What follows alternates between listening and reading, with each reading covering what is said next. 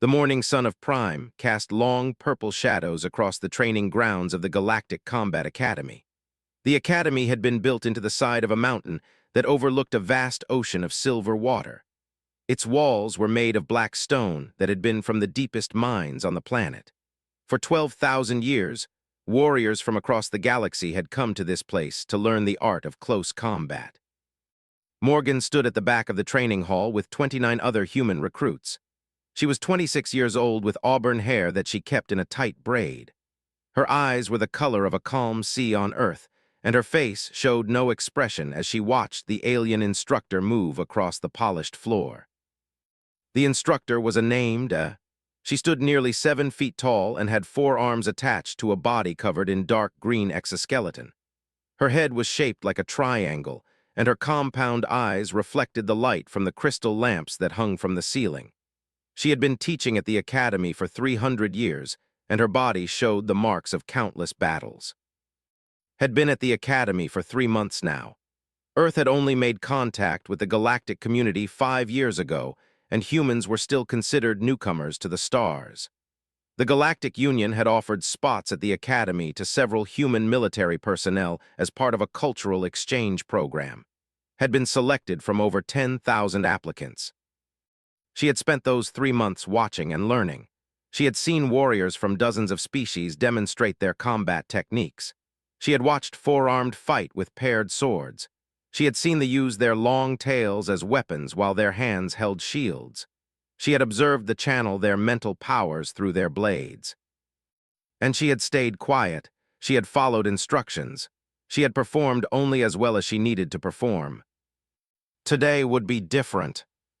Instructor clapped 2 of her hands together to get the attention of the class. There were about 60 students in the hall, a mix of species from across the known galaxy.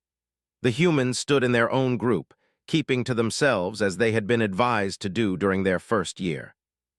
Today we will discuss the fundamental rules of blade combat, announced. Her voice was a series of clicks and whistles that her translation device converted into standard galactic. These rules are not opinions. They are not traditions. They are facts based on 12,000 years of study and the biology of every known sentient species. She walked to the weapon rack on the eastern wall. Hundreds of practice swords hung there in neat rows. They came in every shape and size, designed for hands and claws and tentacles and things that did not have names for. Picked up 2 swords and held them out for the class to see. The first and most important rule is this, she said. No species can dual-wield effectively in combat. Felt something stir in her chest. It was a feeling she knew well. It was the feeling she got when someone told her that something was impossible. I know what some of you are thinking, continued. You have seen warriors use 2 weapons at the same time. You have seen the paired sword technique. You have heard stories of ancient heroes who fought with a blade in each hand. She paused and looked around the room. These stories are myths. The techniques you have seen are not true dual-wielding. A student raised his hand. He was a reptilian species with scales the color of rust and a tail that was almost as long as his body. Instructor, what is the difference between paired sword technique and dual-wielding? Nodded at the question. An excellent question, student. The answer lies in how the brain processes information. She set down the swords and clasped all 4 of her hands behind her back. When he uses the paired sword technique, we are not truly using 2 weapons independently. Our upper right and upper left arms work together as a single unit. Our lower right and lower left arms work together as another unit. Each pair moves in coordination like the 2 blades of a pair of scissors. This is not dual wielding. This is paired wielding. She began to pace across the floor. True dual wielding would require each weapon to operate completely independently of the other. Each hand would need to attack, defend, and respond to threats on its own, while still coordinating with the other hand. The neurological processing power required for this exceeds the capacity of any known brain structure. Raised her hand. A's compound eyes focused on her. The instructor had learned to identify individual humans over the past 3 months and could tell that she recognized her. The human female who always watched but rarely spoke. Yes, Private Morgan. You said no known brain structure can handle true dual wielding, said. Her voice was calm and clear. How many species have you studied? 412 spacefaring species have been documented by the Galactic Union, A replied. The Academy has detailed neurological data on 387 of them.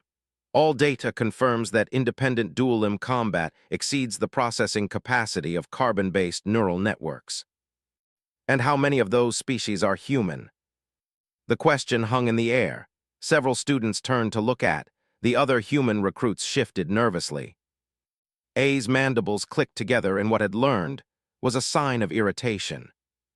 Humans have been spacefaring for less than 5 years, the instructor said.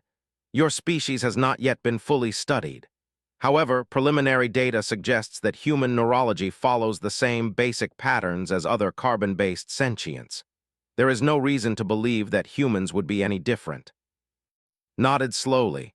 With respect, instructor, your preliminary data might be incomplete. The training hall went quiet. Even the soft hum of the ventilation system seemed to fade away. A took a step toward. Are you suggesting that humans can do something that 412 other species cannot? I'm not suggesting anything, said. I'm stating a fact. Humans have been dual-wielding in combat for thousands of years. A sound moved through the crowd of students. It might have been laughter or disbelief or anticipation. Could not tell. A's compound eyes studied her for a long moment. Private Morgan, the instructor said slowly, the Academy values confidence in its students, but it does not value arrogance. What you are claiming goes against everything we know about biology and neurology. Then maybe what you know is not as complete as you think. The words were not said with anger or mockery. Spoke them the same way she might have said that the sky was blue or that water was wet. It was simply a statement of fact. O was quiet for several seconds. Then she turned to the rest of the class.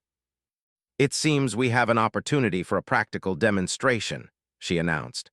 Private Morgan believes that humans can dual wield. I believe that she is wrong. We will settle this question the way warriors have settled questions for 12,000 years. She gestured to the combat circle in the center of the training hall. It was a ring of polished black stone about 30 feet across. Private Morgan, please select 2 weapons from the rack. You will face one of our combat training drones.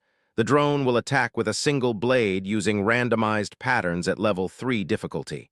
This is the standard test for first-year students. You will defend and counterattack using your 2 weapons. She paused.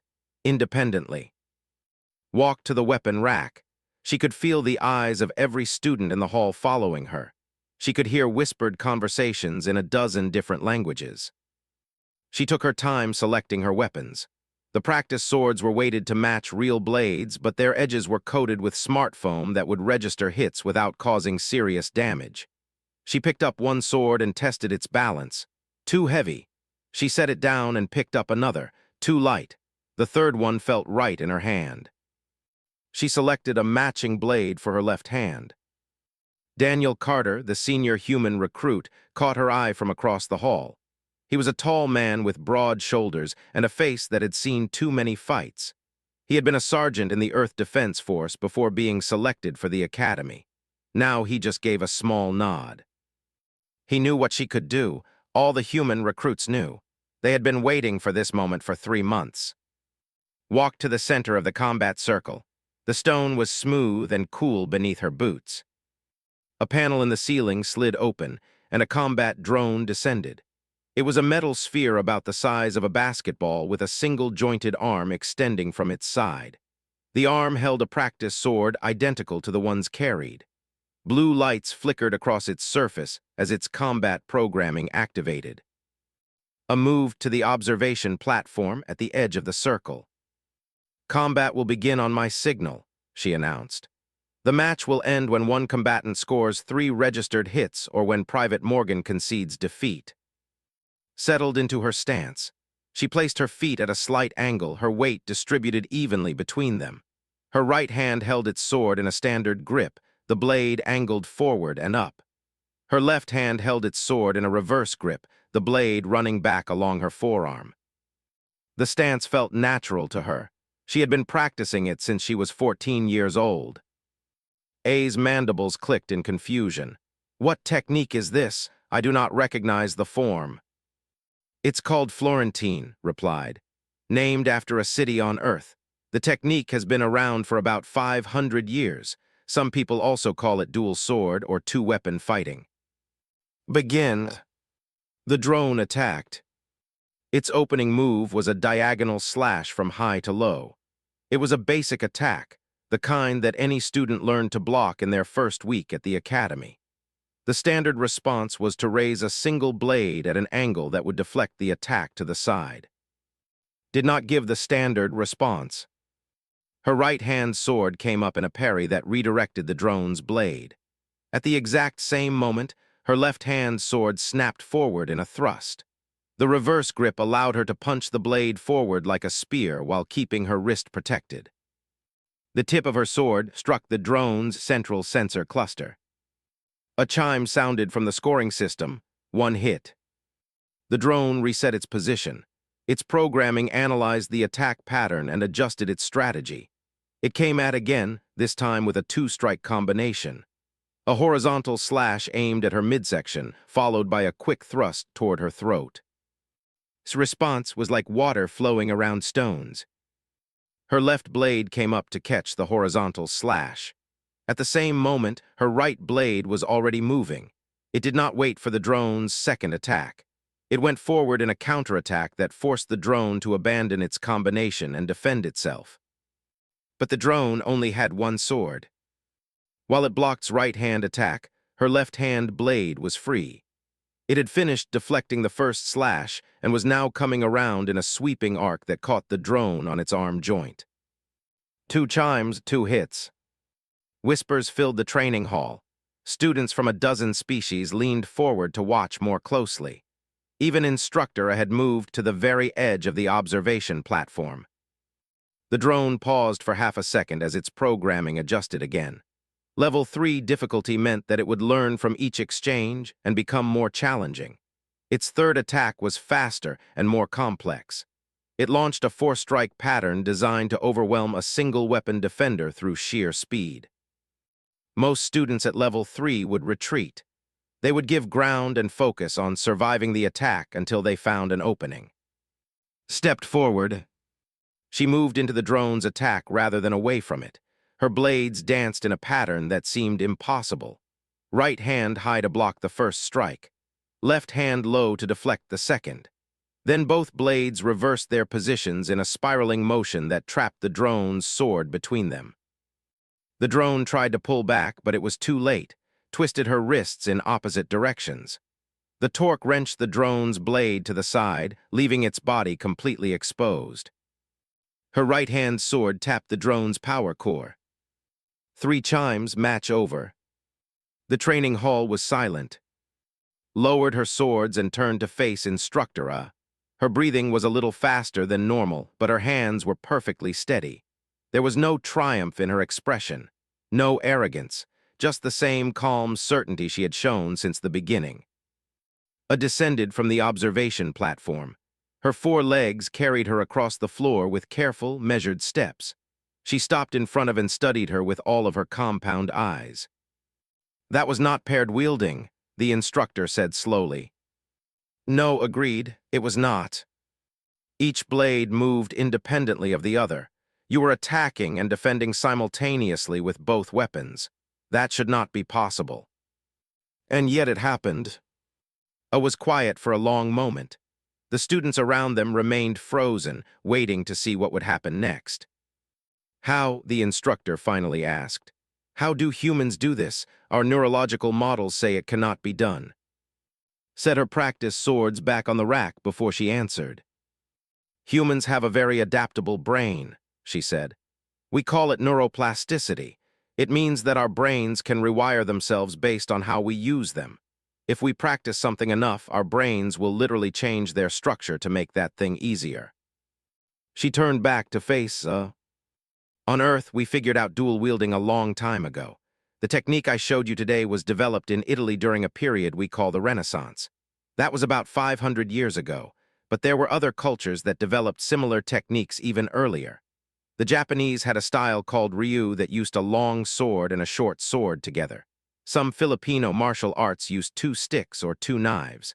The list goes on. A's mandibles clicked rapidly. It was a sign of deep thought. But the processing requirements, she said. The calculations clearly show that independent limb coordination in combat exceeds the capacity of any neural network. Your calculations assume that the brain has to consciously process every movement, replied. That's not how humans do it. We practice until the movements become automatic. We call it muscle memory, but it's really brain memory. The conscious mind doesn't have to think about what each hand is doing because the unconscious mind handles it. She smiled slightly. It's the same way you don't have to think about walking. Your brain learned how to coordinate your legs when you were young, and now it does it automatically. We just learned how to do the same thing with weapons. A was silent for a long time. The other students had begun to whisper among themselves, but the instructor ignored them. You could have demonstrated this on your first day, she finally said. Why did you wait 3 months? The smile faded. Because I wanted to learn first, she said. I wanted to watch and listen and understand how you see combat. I wanted to know what you thought was impossible before I showed you what humans can do. Why? Because that's the other thing about humans, said. We don't just accept the impossible, we study it, we understand it, and then we figure out how to do it anyway. I looked at her for another long moment. Then she did something that none of the students had ever seen her do before. She bowed. It was not a deep bow, just a slight inclination of her triangular head. But among any bow from a senior warrior to a junior one was a significant gesture of respect. It seems I have much to learn about humans, I said. We have much to learn from you too, replied. That's why we're here. I straightened and turned to face the rest of the class. Today's lesson has taken an unexpected turn, she announced.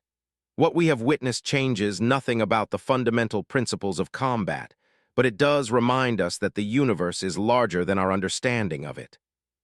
She looked at Private Morgan, I would like you to stay after class. I have questions about human combat techniques that I believe only you can answer. Nodded, of course, instructor. The rest of the class continued, but there was a different energy in the room now. Students kept glancing at and whispering to their neighbors. The other human recruits stood a little taller than they had before. When the class finally ended and the students filed out, remained in the training hall. Daniel Carter caught her eye on his way out and gave her a thumbs up. She nodded back at him. Then she was alone with instructor The walked to the weapon rack and picked up 2 practice swords of her own. She held them in her upper 2 hands, leaving her lower 2 hands empty. Show me, she said. Raised an eyebrow. Show you what? Everything. Show me how humans fight with 2 blades.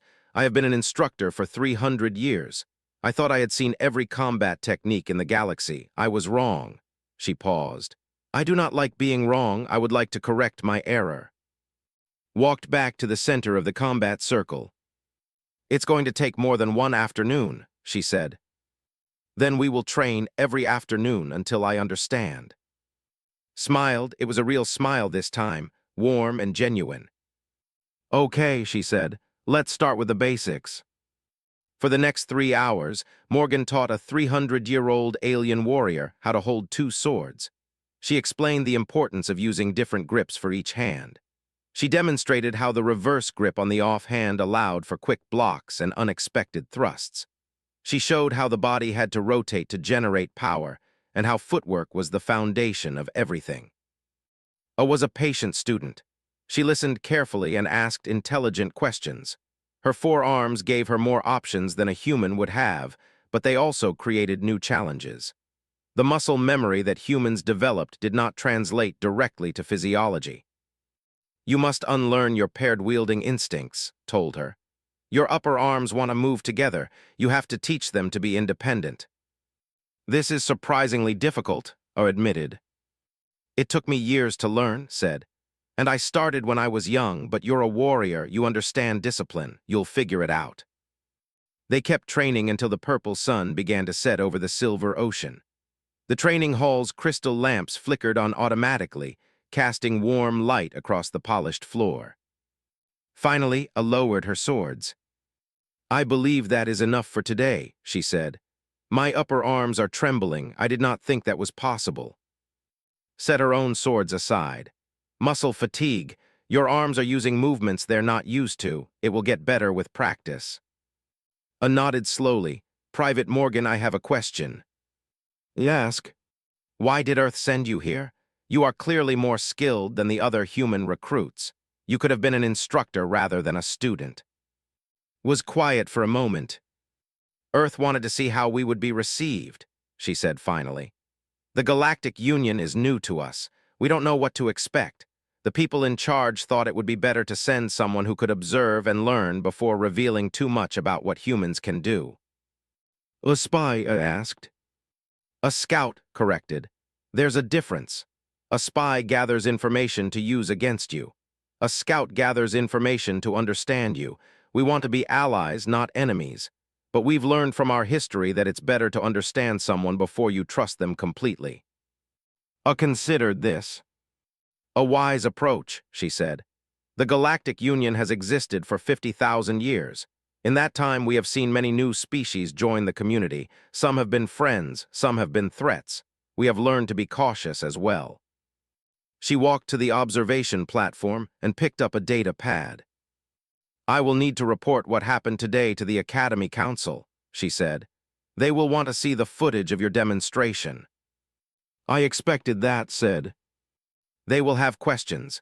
They may want additional demonstrations.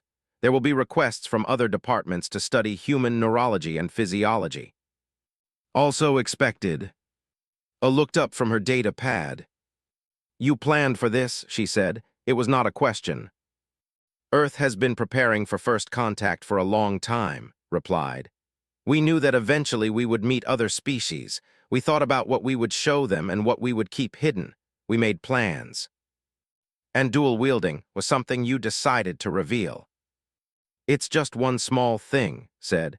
"A demonstration that humans can do things that other species think are impossible. We wanted you to know that about us." A's mandibles clicked in what had learned was the equivalent of a smile. "What else can humans do that we think is impossible?" Picked up her jacket from where she had left it by the wall. "That's a conversation for another day, instructor." She gave a respectful nod and walked toward the exit.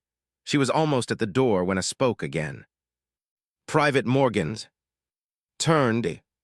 "Thank you," I said, "for teaching me something new. It has been a very long time since anyone did that." Smiled. "Thank you for being willing to learn," she said. "That's not something everyone can do." She walked out into the cool evening air of Prime. The purple sun had almost set, and two of the planet's 3 moons were rising over the ocean. The air smelled like salt and something that was almost like cinnamon. Daniel Carter was waiting for her outside. "How did it go?" he asked.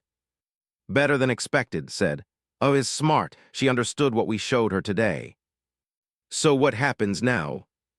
Looked up at the alien sky with its unfamiliar stars. "Now the real work begins," she said. "The demonstration today was just to get their attention. The hard part is building trust." "You think we can do that?" "I think we have to try," said. "The galaxy is a big place, Dan. Humanity is going to need friends out here. Today was the first step." They walked together toward the dormitory building where the human recruits were housed. Other students passed them on the path and noticed that many of them were looking at her differently than they had that morning. Word was spreading. "The others want to know if they can start showing what they can do too," Daniel said. "Rachel has been dying to demonstrate her combat endurance. Ben wants to show off his pain tolerance training. Everyone is tired of pretending to be average." "Consider this." "Tell them to wait," she said finally. "One revelation at a time. Let the Academy process what they learned today before we give them anything else." "How long?" "A week, maybe 2. We'll see how they react." They reached the dormitory building and went inside. The common room was full of human recruits who had been waiting for to return. They fell silent when she walked in. "It went well," she told them. "Instructor is going to report to the Academy Council. They'll probably want more demonstrations in the coming days." "What do we do in the meantime?" someone asked. "We keep learning," said. "That's why we're here. These people have been fighting with swords for 12,000 years. They have techniques and knowledge that we can't even imagine. Just because we can do some things they can't doesn't mean we don't have a lot to learn from them." She looked around the room at her fellow humans. "Remember why Earth sent us here," she said. "We're not here to show off. We're not here to prove that humans are better than everyone else. We're here to learn and to build relationships. The demonstration today was necessary, but it was just a tool. The real goal is still the same." Rachel Hayes, a tall woman with short black hair and the build of a distance runner, raised her hand. "What happens if they see us as a threat?" she asked. "You showed them that we can do something they thought was impossible. That might scare them." "It might," admitted. "That's why we have to be careful about how we present ourselves. We're not here to intimidate anyone. We're here to show that humans can be valuable allies." Ben Torres, a stocky man with a calm face and eyes that had seen too much, spoke up. "Some of the other students have been asking questions," he said. "They want to know what else humans can do. How much should we tell them?" "Be honest but not detailed," said. "If someone asks if humans can do something, don't lie, but you don't have to explain exactly how we do it either. Save the demonstrations for when they matter." The conversation continued for another hour as the human recruits discussed what had happened and what it might mean for their time at the academy. Eventually, people started drifting off to their rooms to rest. Was the last one left in the common room. She sat by the window, looking out at the alien ocean under the light of 3 moons. She thought about Earth, so far away now. She thought about the long history of her species, all the wars and struggles and triumphs that had shaped humanity into what it was today. She thought about the future and what it might hold for her people among the stars. There was so much that the galaxy did not know about humans. The dual wielding was just the beginning. Humans could run for hours without stopping. They could survive injuries that would kill most species. They could adapt to almost any environment. They could push through pain and exhaustion through sheer force of will. And they never, ever gave up. The Galactic Union had been watching humanity since they first detected radio signals from Earth. They had seen humans fight 2 world wars. They had watched humans split the atom and walk on their moon. They had observed humans create art and music and literature that expressed the full range of their complex emotions. But they had not truly understood what humans were until today. Today, Morgan had shown them that humans did not accept limits. When the universe said no, humans asked why. When mathematics said impossible, humans demanded proof. When biology said limit, humans trained until the limit moved. It was just one small demonstration in one training hall on one alien planet. But it was the first crack in a wall of assumptions that the galaxy had built over 50,000 years. Smiled to herself in the darkness. This was going to be interesting. The next morning was summoned to the Academy Council chamber. It was a circular room at the top of the highest tower, with windows that looked out in every direction. The council was made up of 12 senior instructors from different species, and they sat in a ring around a central platform where stood. A was among them. She gave a small nod when their eyes met. The head of the council was a being called the Grand Master. He was of one of the oldest species in the galaxy. His body was thin and tall, almost skeletal, and his skin was the color of polished silver. His eyes were solid black orbs that seemed to absorb light rather than reflect it. "Private Morgan," the Grand Master said. His voice was soft and musical, like wind chimes in a gentle breeze. "We have reviewed the footage of your demonstration yesterday. The Council has questions." "I will answer what I can, Grand Master." "How many humans can perform the technique you demonstrated?" Thought about the question carefully before answering. "Dual wielding is not common," she said. "On Earth, it is considered an advanced martial skill. Most soldiers and fighters use a single weapon or a weapon and shield combination, but those who dedicate themselves to the art can learn it. What percentage of your military is trained in this technique? I don't have exact numbers, said, but I would estimate that perhaps 1 in 1,000 soldiers has some training in dual wielding. Far fewer have mastered it. The council members whispered among themselves. The number seemed to both relieve and concern them. You are among the masters, the Grand Master asked.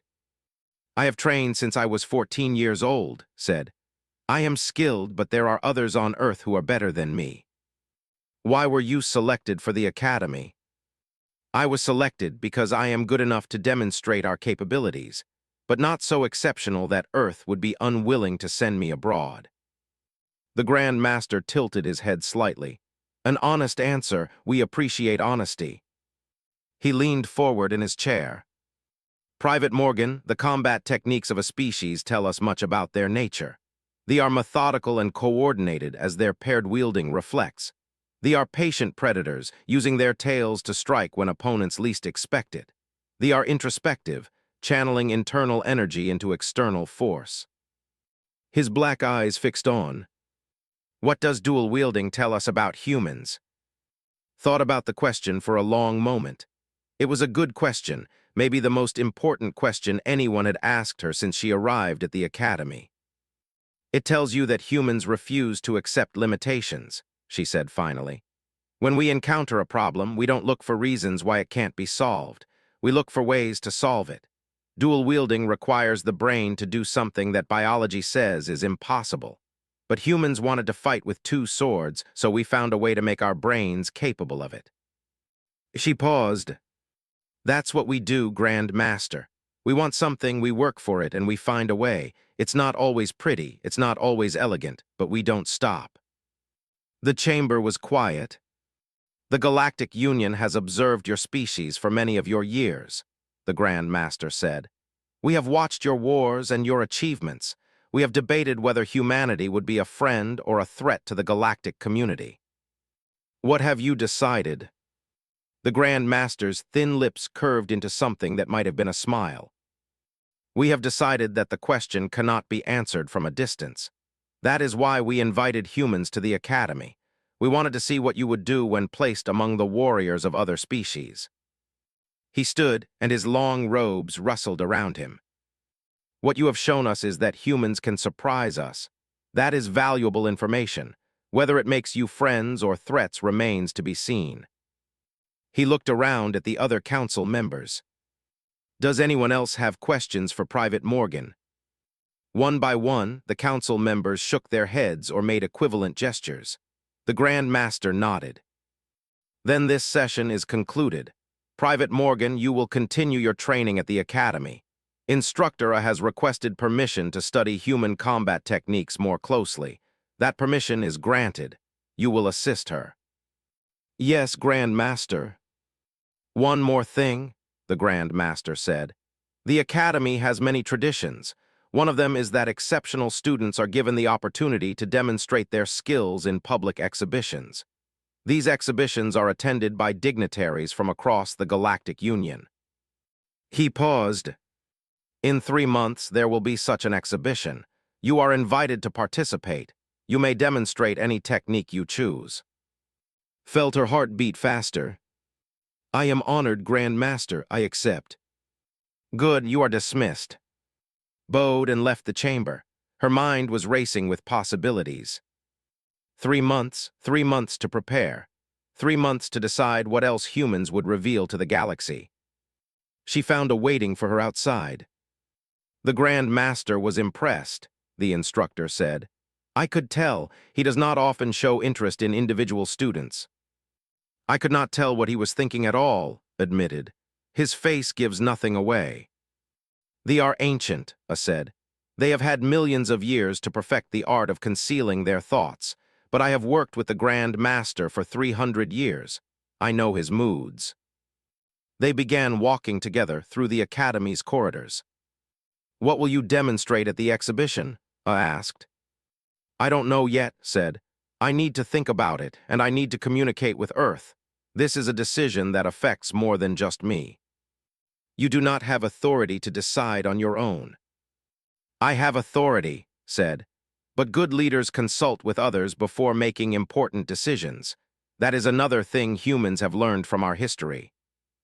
I made a clicking sound that had learned meant approval. I would like to offer my assistance, the instructor said. Whatever you decide to demonstrate, I can help you prepare, and I can explain the political implications of different choices. The exhibition is not just a display of skill. It is a statement to the galaxy. Nodded slowly. I would appreciate that, instructor. Please, I said. When we are training together, call me. My full name is for formal occasions. Smiled, okay, and you can call me. They reached the entrance to the training hall. Shall we continue where we left off yesterday? Asked. Yes, said, but today I want you to teach me something too.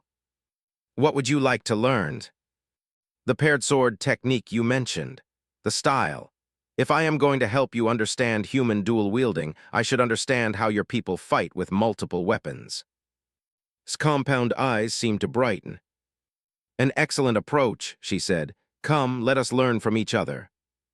They entered the training hall together. And somewhere in the back of his mind, a plan began to form. A plan for the exhibition.